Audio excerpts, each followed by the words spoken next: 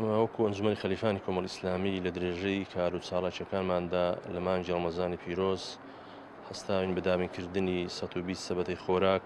بۆ 120 ماڵی هەژار و نەدار و کەم دەرامەت بە هاوکاری خێرخوازان بە هاوکاری دەوڵەمەندان و لێرەشەوە